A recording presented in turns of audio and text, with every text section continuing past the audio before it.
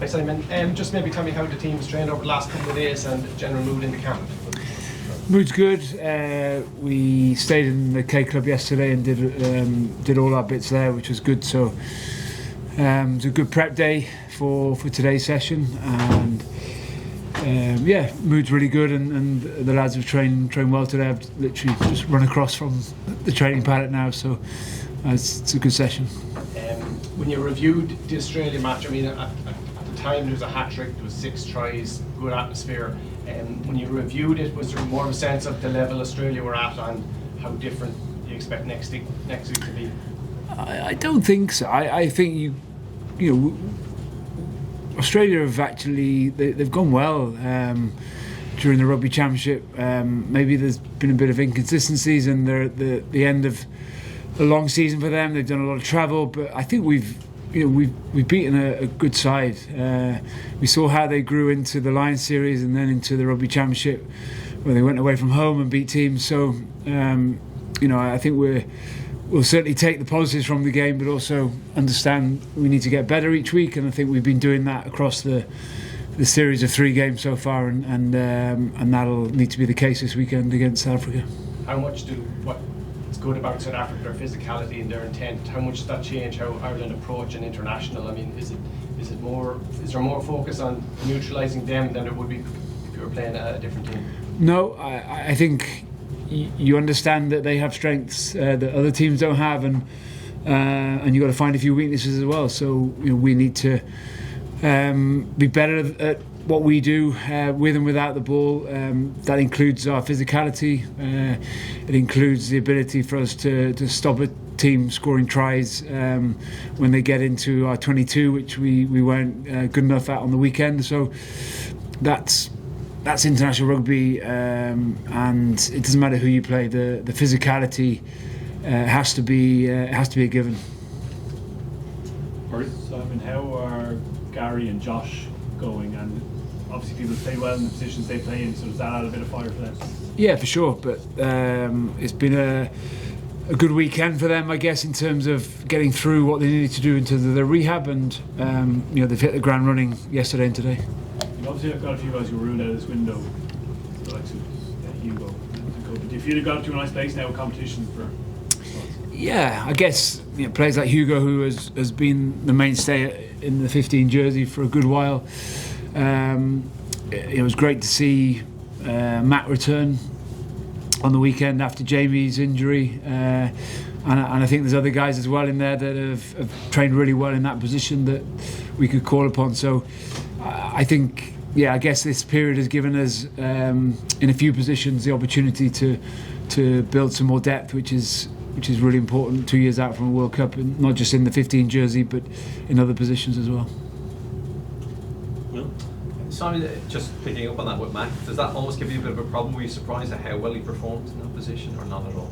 No, Mack has, and I know he's had a bit of time out, and he attacked the Lions tour like we knew he would, and then he picked up an injury and had time out. He got himself back and was looking sharp for Connacht and got injured again. So he's a fabulous player who brings the best out of himself, but also those around him, and he's able to play in a type of way that Goody, Faz and Johnny want him to play for the team, and it showed on the weekend how good he can be, not just on the attack side of the ball but in the air, and his work around the pitch, and was a real I guess credit to him, the way he came back in and performed, and got the hat-trick as well.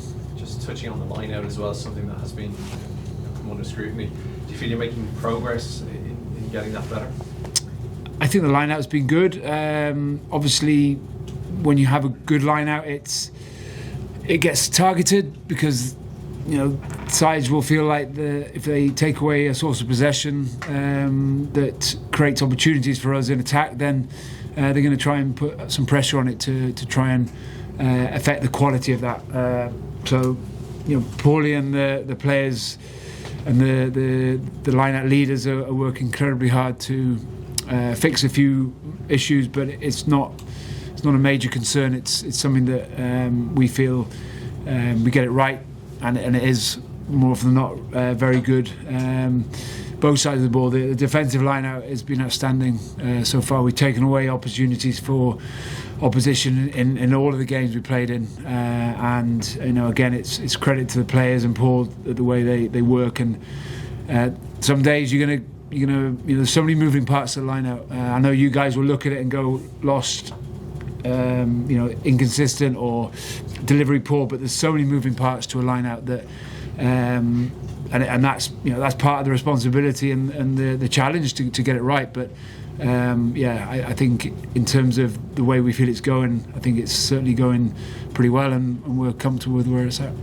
Just finally from me then, does a win over South Africa make it a successful series overall, or a loss maybe go the other way then? I wouldn't say that. I think there's there's other things to factor into this series. What you guys spoke about around the building depth in the squad, the challenges of going to Chicago, spending time away, dealing with that loss and building resilience in the squad.